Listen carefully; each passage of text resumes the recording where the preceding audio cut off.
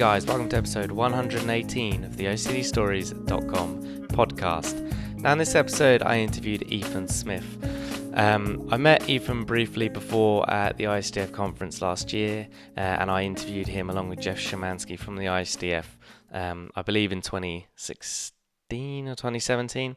Either way, Ethan was at Chrissy's OCD Game Changers event in Denver this year, so I got to spend some real quality time with Ethan. It was a pleasure to get to know him, find out more about his life story, his journey, and what he's doing now in OCD advocacy. And it's really inspiring. And a little background on Ethan: he's a professional writer, director, and producer.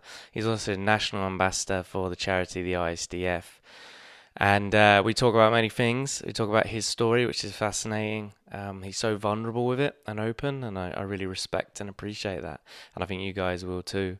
We asked the general sort of questions around kind of what therapies have helped, his turning point, any problem areas in treatment, dealing with lapses or relapses, his advocacy work. So,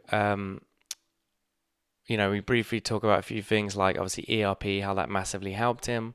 He talks about acceptance and commitment therapy, how that also played a part in his recovery, which is interesting to see. And he breaks down the parts of acceptance and commitment therapy that helped him in particular. We talk about the need for self-compassion, how nature can be a support or has been for him. Talk about choices and decisions and things like motivation in this. It's a really broad, I think, well-rounded episode. He's a funny guy as well, so I think this should be an easy listen for you guys and an informative one.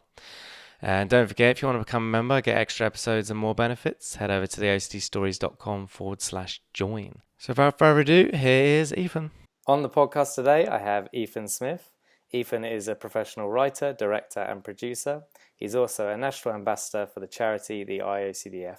Welcome back to the show, Ethan. Thanks for having me, Stuart. I'm glad to be back. Yeah, no, it's my pleasure to have you on again. And obviously the first time was with you and Jeff Szymanski, and we were talking about the IOCDF. So if anyone's interested in finding out more about the charity, to go listen to that episode, or I'm sure it'll come up in this one too. So before we get into kind of some of the questions around recovery, it'd just be good to hear your OCD story in as little as much detail as you want to go into. Okay, great. So I was born with OCD and struggled with it most of my life as a kid. I like to call it, the more traditional OCD, counting, checking, a lot of physical compulsions. As I got into high school, sort of morphed into fear of illness and fear of sickness. I was a hypochondriac. A headache was a brain tumor and a fever was meningitis. I carried thermometers around with me. I took my temperature 60, 70 times a day. And around the age of 14, I finally got diagnosed with OCD. And you would think, at least for me, or for many people, I think being diagnosed is a relief, because you finally learn that, oh, it's not just me. There's something diagnosable. There's a name to this and something can be done. Yeah. And for me, it was a little bit of a different situation. I was diagnosed with OCD, so it was great to have a name, I guess, but nothing really changed in terms of what I'd already been doing with therapists and psychologists. It was mostly just talk therapy. The only difference was they put me on Prozac, which helped some with the OCD, but in terms of treatment, nothing really changed. And so as I went through high school and college in my early 20s, and I dropped out of college after 3 months because of the OCD, and sort of went from formative teenage years into adult years and, starting to take on adult responsibilities, my OCD would continue to get worse. And I would continue to see therapists who were, quote, licensed in treating OCD. And again, we would just talk about myself and my childhood and sort of just process versus, the cognitive behavioral therapy and exposure response prevention, which is obviously the first line treatment of OCD and evidence-based. So a couple things were happening during this time. My OCD was getting worse. My world was becoming smaller, and I was losing hope because, every so often I would get with a new psychologist in the hopes that this person could finally help me. And then, ultimately nothing worked. And then I would just, lose that little glimmer of hope. sort of all came to a head at the beginning of 2010, a sort of perfect storm of events where my grandfather passed away, my girlfriend broke up with me, and some medication differences, and I really just fell into the depths of OCD hell and became unable to function, completely unable to function. I'd lost 100 pounds. I had to be fed by my parents because I was afraid I was going to accidentally poison myself. I was afraid I was going to hurt myself. It was all self-harm related OCD. And, that was sort of the best thing that could have happened to me and the worst thing that could have happened to me. I don't know if it inevitably would have happened, that I would have reached that point had sort of that perfect storm not happened. But because I reached that point, that's what eventually led me to the right therapy and a year and a half of really intensive treatment with ERP, ACT, acceptance commitment therapy, DBT, dialectical behavioral therapy, a couple interventions, some rough times. It was definitely an interesting experience, and I don't want to take up the whole time. So if anybody's interested in the entire story, if they just Google Ethan Smith keynote, the keynote speech that I gave in 2014 at the International OCD Foundation Conference, that's my whole story in detail, and you can learn more there. But after a year and a half of life-changing treatment, and I mean, by no means a straight line, it was down and up and down and up, and I thought I was going to die, and I mean, it was nuts. But, I finally got to a point where survival became more important than the OCD, and I realized that nobody could rescue me but me. That in combination with the help from my parents, and by help from my parents, I mean them backing out of the picture, not taking an active role in rescuing me, learning, what enabling and reassuring was and how they had to sort of let me go to get me back.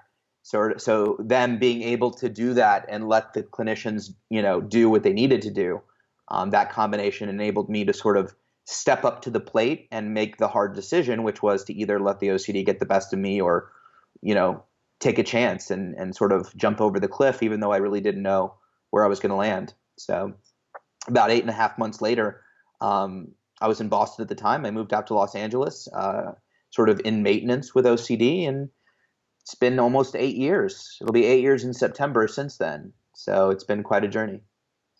Wow, no, that's awesome. Obviously, I know your story. You shared it with us in Denver, and it's a real touching story. Many ups and downs, which I'm sure if they listen to that keynote, they get a far more detailed picture of it. And I'll definitely link to that in the show notes. Awesome, thank you. No worries. So, the bit you said there about the kind of either letting OCD win or just really going for it, and that epiphany of learning that I need to save myself, no one else is going to do it.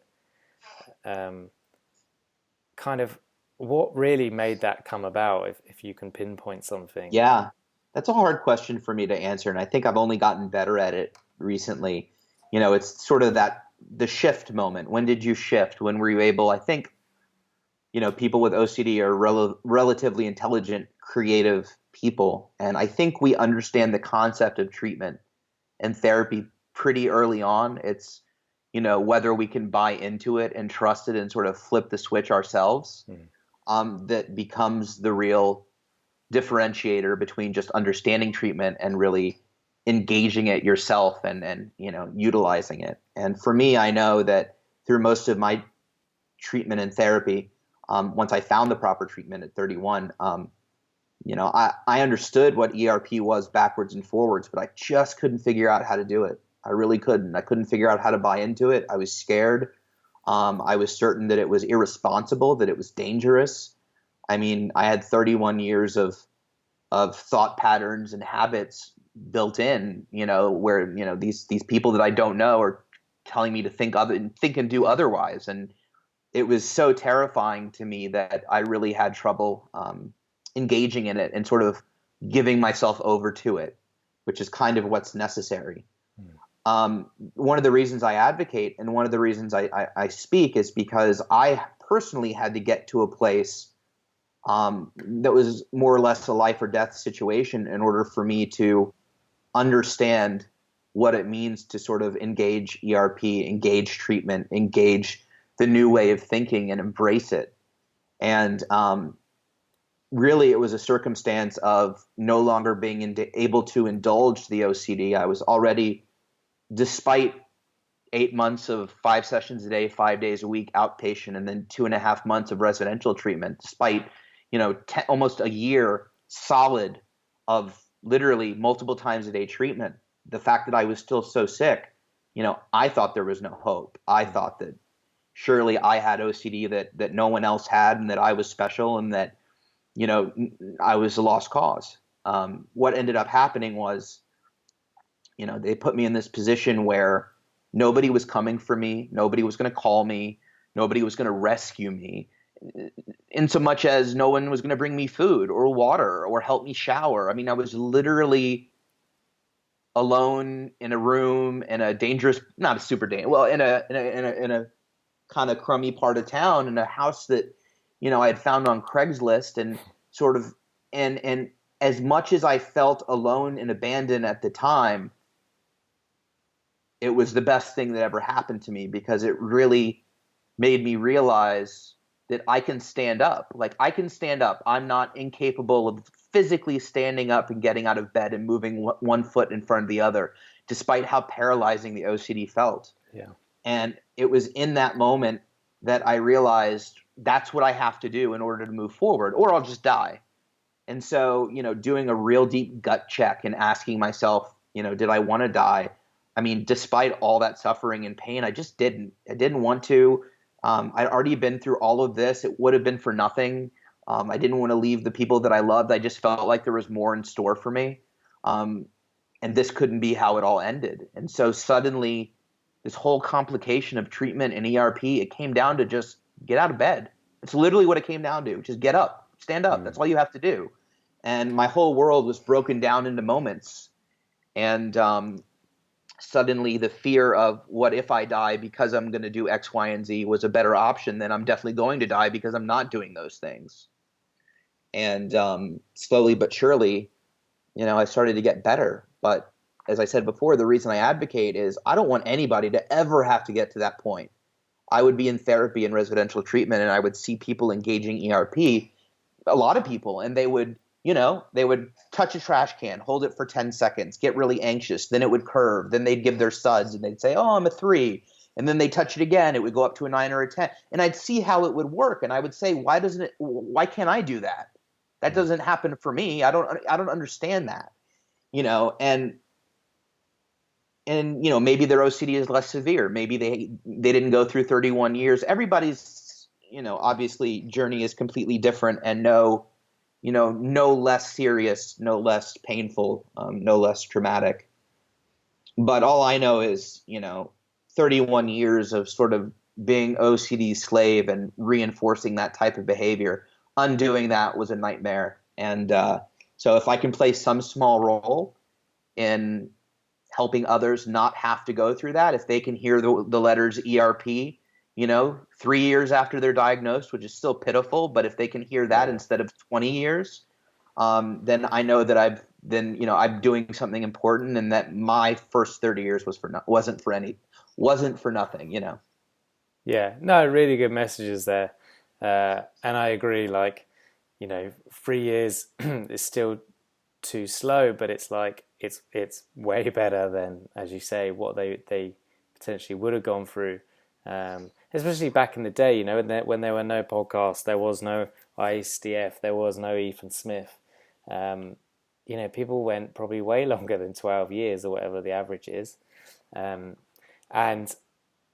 so, yeah, I think, your advocacy work is important because it is reducing that time. And some people are lucky, they're going to get a diagnosis, they're going to have a good therapist, and the therapist is going to say, you need to go check out this resource, this person's story, and that's going to be all they need. And it's going to, they'll have a week, before they know what ERP is, which is awesome. That'd be amazing. Yeah. And Stuart, I feel like two things had to be undone, which is why it's also important to spread the message and just talk about it and destigmatize it. Was before they could even address the OCD, I mean, what I realized in retrospect is they had to address the hope. They had to get through my walls, which, after 12 therapists and 17 years after diagnosis, were, 500 miles thick. And so in order for them to just even break my walls down to get to a place to believe them that, why is this different than all the other therapies that I've tried? So at least to be able to not have to go through that process and be able to just have hope, after discovering and going into treatment for the first time and having it be the right treatment. And I mean, there's just so much hope out there for people, and I'm very optimistic. Yeah, no, I agree, and that's a good message to share. And I like something you said there, and it's something I've said a few times, and I always feel weird saying it because I know it's a tough message to say, and I know it's not as simple as I say it, but I say it because it's possible, not because it's easy. And that's when you said you realize you just had to get out of bed. Like the feeling was just an emotion; it wasn't actually paralyzing your body to the point that you couldn't move a single limb and get out of bed. It was the emotion and the thought that was stopping you, not the what's the word I'm trying to use? Physiology. You were still a fully able to get out of bed, and often, especially when depression's in tow, which makes it even harder to feel any energy or motivation to move anywhere. But you had that epiphany, that realization of this isn't easy, this painful, and this sucks, but I'm in control here. And I think it's that realizing to a point that no matter how shitty you feel, you still have a decision. Like, Yeah, yeah, that's a great point. Yeah, it's always a choice, and that's why, when you learn to listen to the words you're using when you're in the throes of OCD, you say a lot of "I can't, I can't, I can't, I can't." And when you break that down, you physically can. It's more of an "I won't." It is a yeah, choice, even though it doesn't feel like it. I mean, it's so easy. It's so easy for you and I to say, "Oh, it's you won't." I mean, it definitely you feel paralyzed. It's yeah. amazing that a mental illness can completely paralyze you. I looked like I had cancer at my worst. Mm. But recognizing at a certain point that it is a choice, and then you have a choice on what to do. You have options, and I'll tell you, man, those days in Boston, moving forward after that, I mean, I took it with me. I mean, I cried every day. It didn't. I got to a point where my therapist was literally like, "Look, I don't care how you feel. Just go do it. I don't care if you're crying. I don't care if you're this." And I remember just going to work every day at Guitar Center at the time, selling keyboards behind Fenway Park, and I would cry almost all day. And I got to a point where I just didn't care anymore. Like I was like, whatever. This is how I feel. I go into the bathroom, cry for 5 minutes, go back out, sell a keyboard, go back to the bathroom, cry, have my OCD thoughts, go back out. And you know what? I mean, like, I could go home the next day, and guess what? I didn't feel good. I still didn't feel, I still didn't feel good. Sometimes they'll say, "Oh, just go do it and you'll feel better." I didn't feel better, but something deep down, there's that subconscious message that's given to yourself when you spend a day doing value-driven activities, that Mm. somewhere deep down it says, you did this today, and this was a better choice than listening to OCD or staying in bed. And over time, that goes from subconscious to conscious, and that gets louder and louder to a point where that really becomes a large motivator. But it starts as something you don't even notice it's happening. You just have to do it. Really good point. And I love the book Man's Search for Meaning by Viktor Frankl, who was a psychiatrist. And he created logotherapy, which originally was used, I think, for OCD. I wouldn't advocate for it now, but historically it was. But something that book's brilliant because it talks all about obviously the concentration camps in Nazi Germany at the time, and he talks about that you always have a choice, no matter how bleak your situation is. And obviously he was facing near death at the time. He was seeing people die all around him. So trigger warning for anyone here. But he realized that even so, all this horrible stuff is happening. He has a choice about how he feels or how he chooses to live his life in that moment. And I feel that's such a powerful message and a powerful book because he's telling it not from a rosy position. He's telling it from a really horrible situation, both mentally and physically. So that book, I think, really helped me get that kind of epiphany. But where you were talking there about, value-led life, I know you did some ACT with a therapist. It'd be good just to see how that type of therapy, what did it teach you?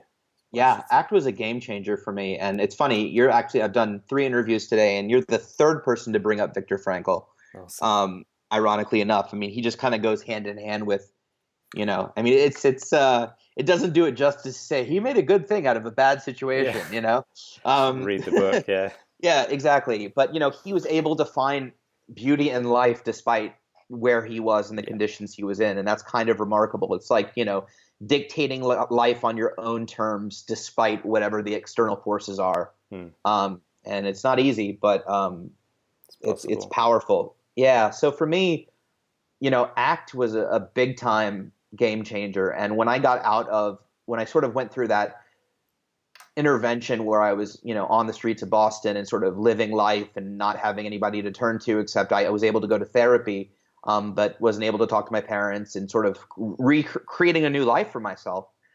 They actually stopped doing exposure response prevention at that point. I learned everything there was to learn. There was nothing more for me to do. And they introduced acceptance commitment therapy and dialectical behavioral therapy, DBT, which is, as helps with emotional regulation. But ACT impacted me on a couple of ways, and I was actually kind of aggravated that it wasn't introduced earlier in my treatment. For me, it totally changed my relationship to my thoughts. And I mean, we always hear, oh, your thoughts are just leaves floating on a river, or you hear sort of the analogies, and like, that's all fine and good.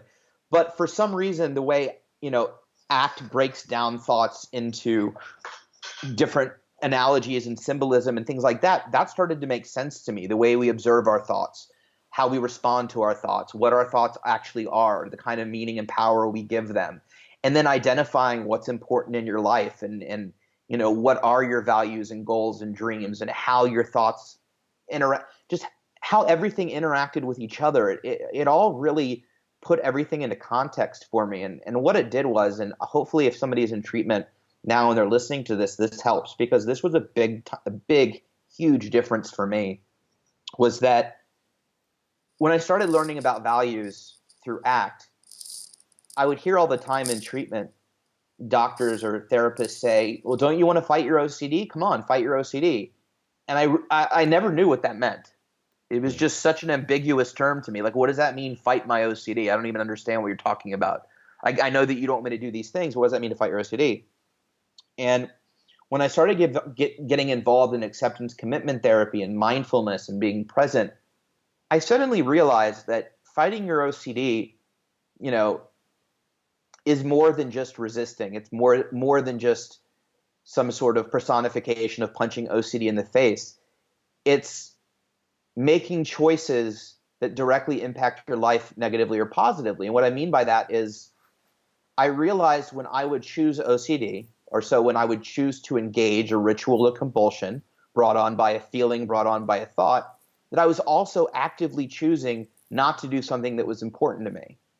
And when I started to make specific what those things were, treatment for me and how I approach treatment just as myself, as my own therapist going through this, completely changed. So no longer was it I was fighting OCD, I was choosing to meet a girl, or I was choosing to go out that night with friends and have dinner. I was choosing to enjoy dinner. I was choosing to look at the sunset or the sunrise. And choosing those values, I wasn't choosing OCD. And so instead of sort of framing it as I'm not choosing OCD or I'm fighting OCD, I chose it as, well, if I choose OCD, then I'm literally choosing not to do any of those things. So suddenly it became, what am I choosing not to do? And I started defining those things on a very personal level, what I was choosing not to do. So when I would get to that fork in the road, when you're first starting treatment and the thoughts slow down to a point where you feel like you have a choice to choose between OCD and not, it would be very clear for me, well, if I choose OCD, then I'm actively choosing to give up all of these things that are important to me. And that was big. That was really big for me. Yeah, that's really good to hear, and there's a really good explanation of the choice point, as you're familiar, is what they call it in ACT, where you can either, at any given moment, I guess it kind of goes back to Viktor Frankl, you can either choose to go towards what you want or away from it. And in every second of every day of our lives, we always have a choice. And I think it's, as you say, it's keeping that at the forefront of your mind. It empowers you. Do I want to keep going down this downward spiral, or do I want to, as hard as it is, start to go in the direction of my goals and values? And I feel just having that you almost have that choice empowers people, because I feel a lot of time with OCD or any kind of mental disorder or illness, you feel like you don't have a choice. And I think that's the biggest lie that our brains tell us. So Absolutely. yeah. Absolutely. It was interesting, not to tangent on this other podcast I recently did. We were talking about the duality of OCD and how you have sort of this healthy brain at war with your OCD all the time. And Yeah. what you're doing is illogical. You know that it doesn't make sense. You know that you don't want to, and yet you can't, you do it anyway. Yeah. And sort of the guilt and the stigma that comes along with that. And when she brought that up, it immediately reminded me of when I was in a couple of acute psychiatric facilities, and I would watch these people that were truly in psychosis. They were psychotic, schizophrenia, or whatever. And at first, I was very jealous of them. And I was jealous because they weren't aware of the pain they were in. And, and I envied that because, they may have been paranoid, or they may thought they see something, but they weren't aware that what they were doing wasn't right. I hate to use the word crazy, but unlike when we're struggling with OCD, it's like, I know I don't have to wash my hands 100 times. This is ridiculous, and yet I got to do it anyway. And so I really envied these individuals because they didn't have that awareness of this double thing. They were just, their reality was their reality, and I felt like they weren't experiencing that level of pain that we feel. The reason I bring this up and the reason it comes back around now is they didn't have a choice either, which is then makes me grateful that I had OCD, because with that pain and with that suffering and with that sort of wherewithal is also that ability to have that choice. And it's because of that dual relationship, it's because of that healthy part of your brain that exists, that you have a choice. And if you choose, sort of your values over your OCD, for me, I mean, I was hanging on to probably 1%. 99% of my brain was OCD and screaming, and 1% kind of knew it wasn't real, but still wouldn't listen, was afraid to listen to that little tiny voice. But it was enough. It was enough of a spark for me to create a fire out of. And I think the choice is very powerful. And before I forget, because medication, or maybe it's just old age. I don't know. Now that I've turned 40, it's all downhill. But see, I already forgot. That's how quick it goes. What was I going to say, Stuart? I don't know. I don't worry. I do it all the time. It was so good. It was so good. Anyway, you can continue. I'm sure it was interesting. All right. Well, interrupt me if it comes back. That will do. Cool. No, I mean, it's good to hear that your therapist took different approaches to find what works, because I always say that recovery is unique to the individual. What would be good is how did your approach to ERP change after starting ACT? Did you go back to doing it, or were you doing it the whole time? This is why you're brilliant, because you automatically come back around to what I wanted to say and tie it in perfectly. So, cheers. We love Stuart. It changed a lot. And what I wanted to say was that I think people that are struggling with OCD, suffering with OCD, and I still suffer. I mean, we talk, we do our podcast, we do advocacy, and I think it's easy to look at us or feel like that, everything is amazing and awesome. But life is difficult, especially with a mental illness. It flares up, it gets crazy, and we have our good days and bad days. We make good choices and bad choices. It's not a perfect science. But I think when you're in the throes of it, life feels like such a hard fight. And I think one of the questions we all ask ourselves, which is sort of a deterrent, is, am I going to have to fight this hard my whole life? Because this is exhausting. And whether you're just starting therapy or you're 3 months in, and it's like every decision feels like a monumental task, you start to question, what is this all for? And sort of the point I was going to make, and where this ties into what you're saying, is that for me, the ERPs became so much easier. My relationship to the ERPs became different because my relationship to my thoughts were different. I could better identify OCD's voice from Ethan's voice. I better understood that OCD was a disease, and that OCD and Ethan were two different people. It took me years afterwards to really sort of understand who Ethan was, and I'm still learning. I think that's a lifelong process of learning about yourself, but at least understanding Ethan's voice from OCD's voice.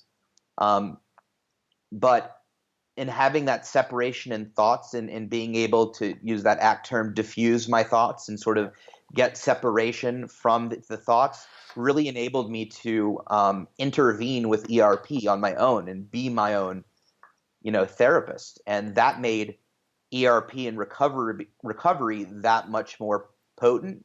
And I mean, ACT to me today, as I say, was so crucial.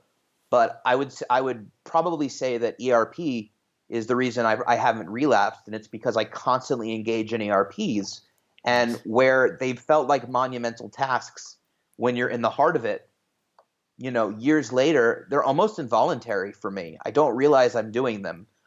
They're splits, milliseconds at a time. Perfect example. I went to get lunch before I called you, and I was eating a salad. And I opened the fridge, and I've lost 15 pounds since you've seen me. Oh, awesome! Congrats.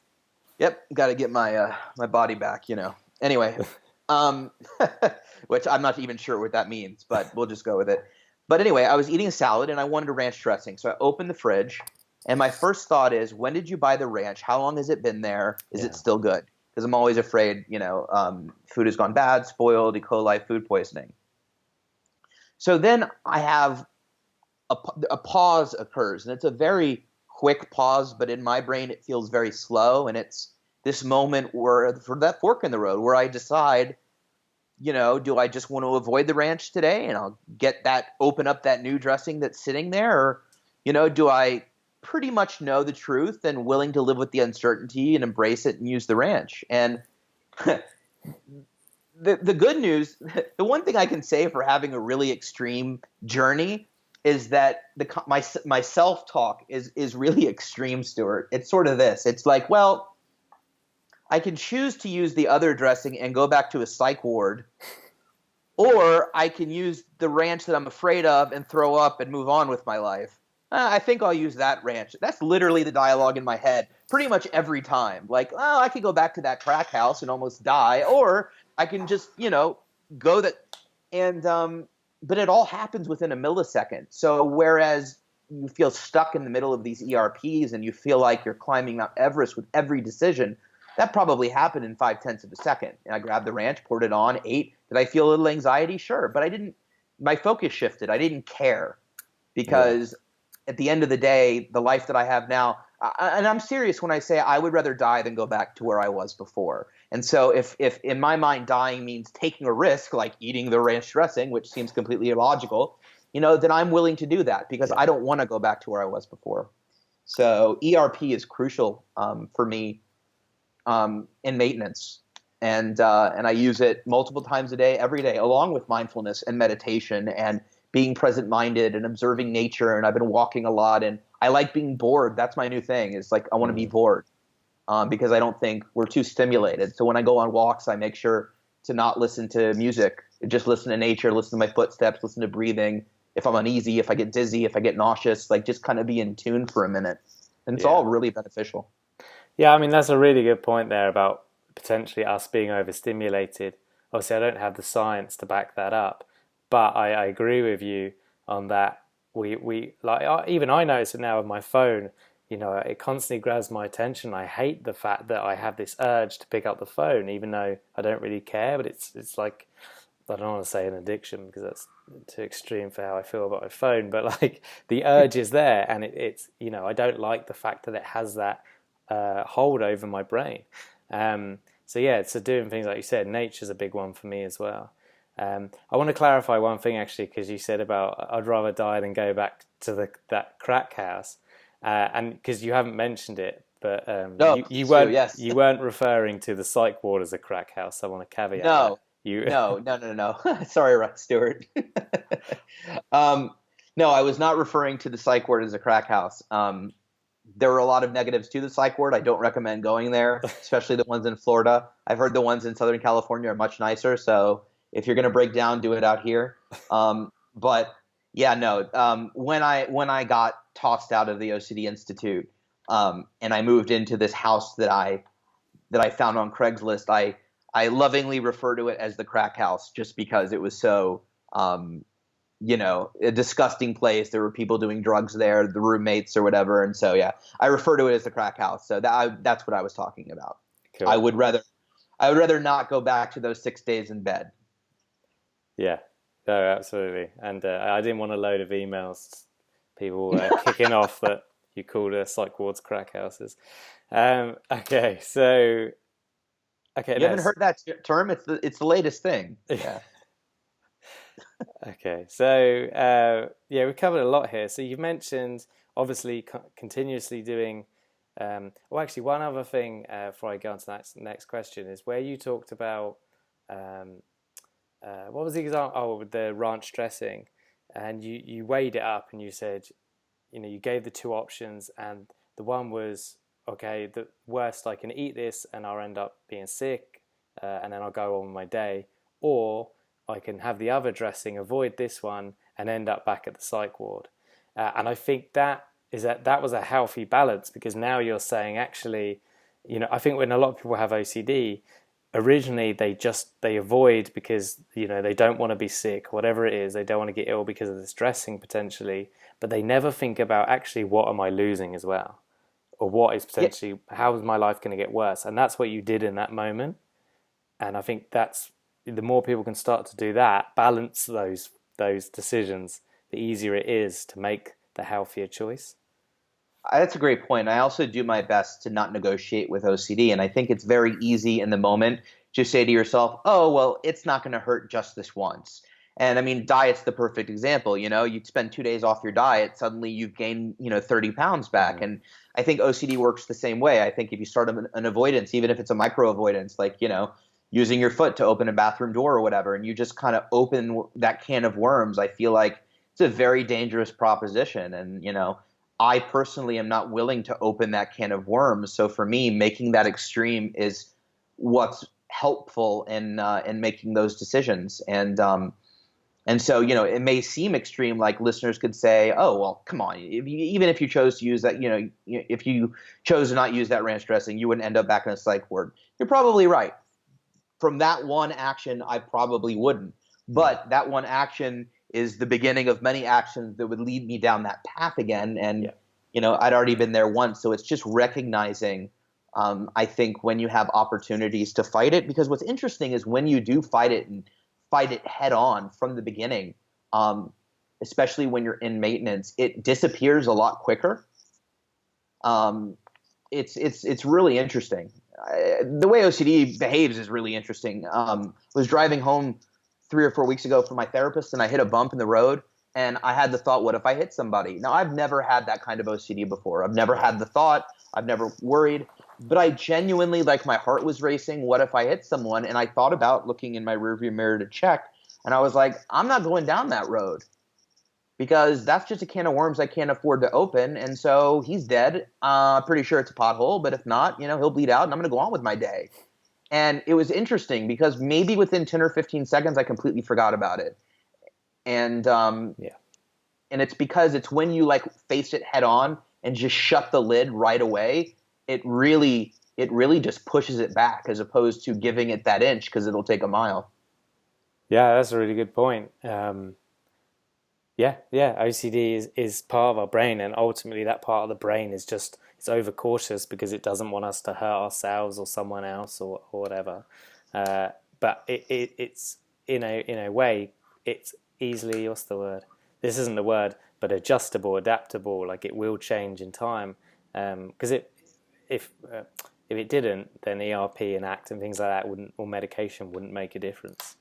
Right. And that's what's important to know, that the symptoms, that's why it's important to say that the symptoms don't really matter. The symptoms are a means to access the exposure and response prevention. And really, it can be any symptom that you can just fill in the blank and pop in the skill set and just use those skills and those tools that you've learned. And so, I think it's important to hit that home, because the OCD is going to morph. I like to say, there's been studies, Dr. Grayson always says that, OCD people have above average intelligence, above average creativity, and vivid imagination. And, that means that OCD has access to the same weapons that we do.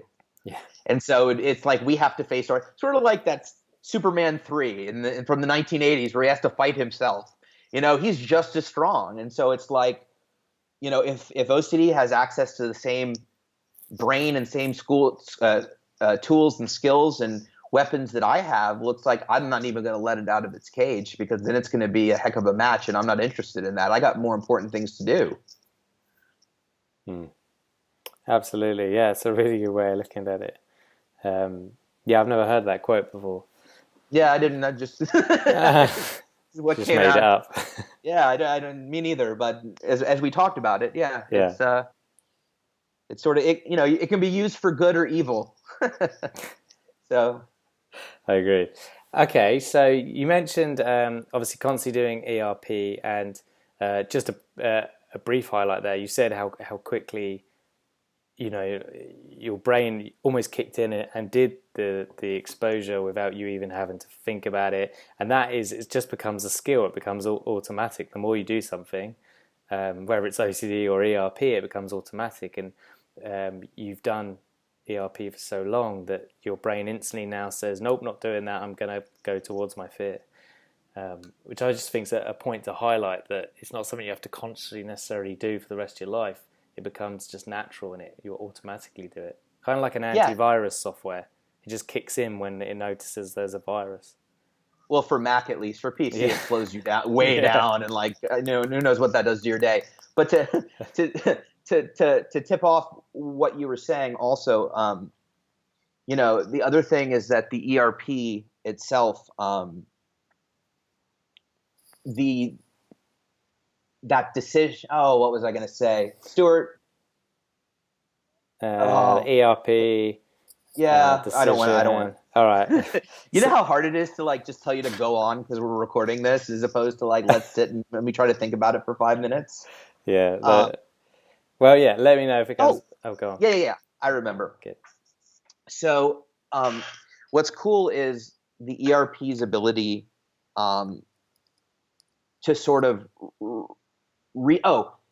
you don't need to re-trigger yourself. So in ERP, when you're engaged in ERP right now, that transition was terrible, but I actually remember what I was going to say. So anyway, when you're doing ERP, you engage in the ERP, and then the goal is to re-trigger yourself and re-trigger yourself again and re-trigger yourself again. But at a certain point, just like with anything, too much of one good thing can become maladaptive. It can become unhealthy, and it's the truth for ERP.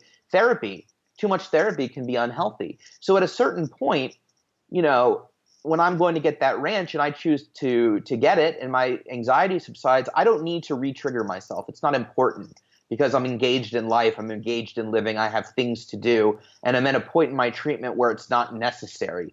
Just that one act of resisting the compulsion and engaging in decisions and focus and behavior that's in line with my value is good enough. So that's the other thing, is that, the ERP becomes involuntary, but then there's no need to, further engage the ERP. It really just becomes a part of life, and it goes from there. Yeah, good point. I like it. Okay, so just briefly, if we missed anything else so with kind of maintenance and pushing on in recovery, what's beyond kind of, you mentioned nature there, you mentioned mindfulness, and obviously doing exposures ad hoc. Is there anything else you feel you do currently or have done that has been good for your mental well-being generally? I think that something I'm not good enough at doing is self-compassion. I think that I'm not good at that. I think it's a necessary part of recovery and staying in recovery. I think that people who struggle with OCD by nature are hard on themselves. Whether it's work or relationships or whatever. And I think giving yourself permission I like to say permission to learn rather than permission to fail, because I tend to always learn from things that don't work out. And so Yeah. is that really a failure?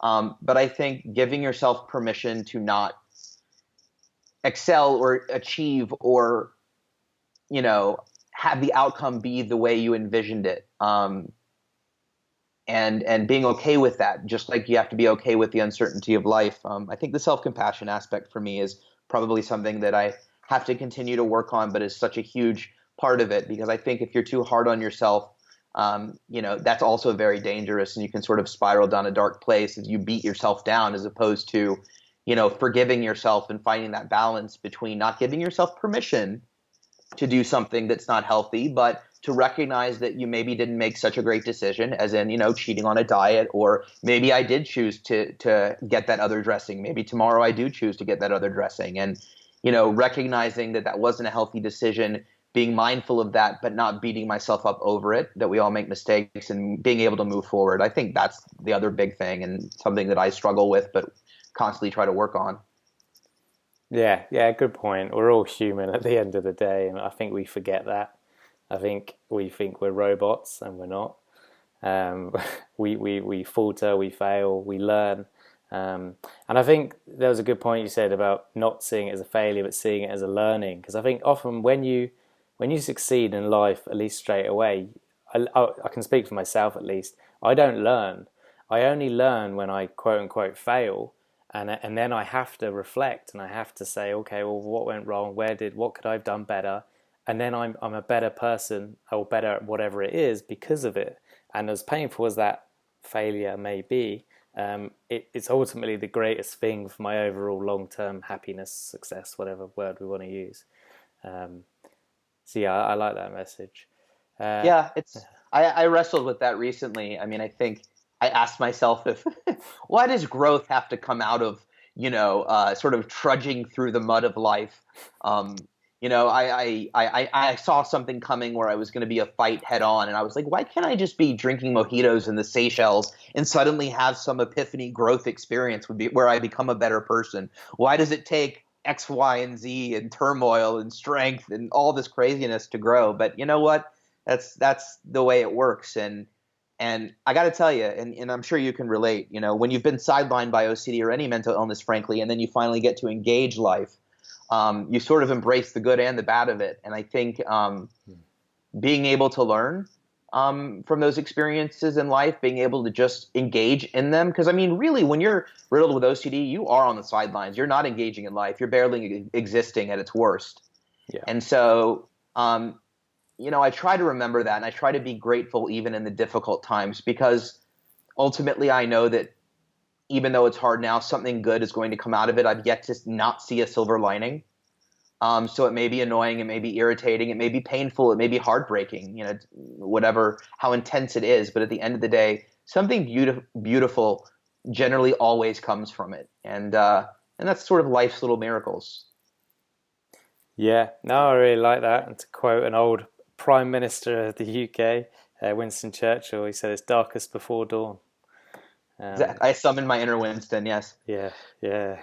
I love that quote because it is really dark, and then suddenly you get this beautiful sunrise. And maybe I'm annoying a lot of people with this metaphor analogy, but um, yeah, I like to remember that.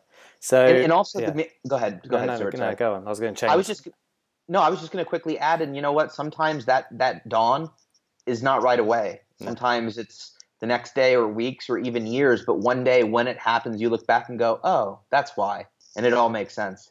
yeah, absolutely, good point. And without pain, happiness wouldn't be happiness, or Yeah, joy exactly. wouldn't be joy because you wouldn't have anything to compare it against. Although without tallness, I wouldn't be short. So it's like, it's I don't know. I could be Swings and without a few things. roundabouts, yeah. Yeah, exactly. Yeah. Okay, fair enough. Okay, so a couple questions at the end. So, what would you, if you could pick up the phone and call your 20-year-old self, what would you say to him? Wow. I would say ERP. It's probably it. Um, God, I don't know what the rules are to calling your 20-year-old self and what information you're allowed to give and what you're allowed not to give. Um, but I think two things, honestly. I think obviously directing myself to the right treatment, and also at that age, I think that you feel like all of life is ahead of you, and you feel a bit um, invincible, and that's a dangerous place to be because I think you feel like you have time to sort of fight this insidious illness, and I can deal with it later, and it's that later when it becomes far worse. And so I would remind myself, not only to go find a clinician that does ERP, but to then latch onto it and hold it with all your might and to engage it, because it is malignant and it will get severely worse. And you don't have to lose all of this time if you just. I sort of look at it like an investment. If I'm given $1 million, I can either spend it right now and I have a great time, but then what have I got at the end? I've got nothing. Or I can invest it, and I may be painful now because I may still have to work, but 5, 10 years down the road, it starts to pay out lifelong. And that's what I feel like ERP is like. I feel like in the short term, it is painful. You don't get to spend that money up front, but you're making an investment that pays out lifelong. Yeah. Yeah, really, really good way of looking at it. Okay, so you've got a billboard in Los Angeles where you're based. What do you want written on that billboard for everyone to see? Oh man, I feel like I'm on the Inside the Actors Studio with James Lipton. It's like, you went No. up the gates of heaven. Okay, wow. What would I want that billboard to say? If I can, you can too. Nice. Yeah, good. I like Probably. it. Yeah. Yeah. And for a great first date, call, and then still. I mean, why not? It's dating in LA is a really tough. So just Yeah, take true. advantage. If you're paying for the billboard, I might as well have a small corner for that. Well, yeah, I'll see what the I can rustle up from the bank account. Anybody Um, see Three Billboards in yeah. the Oh, that was a movie? great film. It was great. Anyway. Okay, so last question is just what advice do you have for people just who want to live a good life? So I guess kind of assuming they've got treatment under control, um, just any words of wisdom for living a good life, best life. Yeah, I think that it comes down to the self-compassion and understanding that, as Stuart said, that you are human and it's not a perfect science. I think it's easy to buy into the stigma of mental illness. I think it's easy to blame yourself when you have a lapse, as I call it, or a road bump, Hmm. and sort of get down on yourself and feel like that it's your fault. I know I do. I'm an advocate. I speak all over the place. I talk about stigma all the time, and yet when I struggle and I find it a little bit harder to live during a day. I start to blame myself. Like, why am I weak today? Why am I, well, there is no why. The only why is that I have a disorder. I have a neurobiological disease. It's OCD. And that's why. And that's the only why that I need to know. And so I think, being gentle with yourself and reminding yourself that you're going to have good days and bad days. That's all part of the behavior of OCD. But as you get better, there's lots more good days than there are bad, and to just be accepting and kind and gentle with yourself when you have those bad days and to continue moving forward. Um, yeah, that's probably the best advice I could give. Yeah, really good.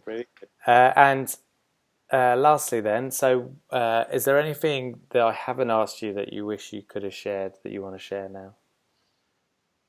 No, I mean, I really appreciate you having me on for a second time. I think for those of you that haven't met Stuart, he's an extremely warm, sincere, real, and a really brilliant, smart guy. And I think the OCD community is very lucky to have him and all that you do. So I want to thank you for all that you do, for raising awareness, for bringing sort of a voice to the voiceless, as Liz likes to say. Um, and it's people like you that are going to make a difference. And we're here. You're not alone. And there's if you need resources, you're listening to this for the first time, you can go to www.iocdf.org. You can also go to peaceofmind.com. And then, Stuart, what's your website? TheOCDStories.com. Okay. And so there are resources out there, and there are people that will help. So don't give up. Yeah, great way to end, and I really appreciate those kind words. It means a lot. And obviously, I got to know you in Denver, and I can reciprocate your comments. Your unwavering commitment to advocacy is inspiring, and just especially the way you talk about so openly about your story, especially the real darker parts. Darker, I mean that in the more areas where you suffered. I really appreciate and respect your vulnerability in that area, because I know that's tough for many people to do. So good on you. So there you have it. I hope you enjoyed my chat with Ethan. I certainly learned a lot. And don't forget, if you want to check out the member site, head over to the OCDstories.com/join. And quick disclaimer, this podcast is not therapy, is not a replacement for therapy, and nor should it be. Please seek treatment from a trained professional. Take care.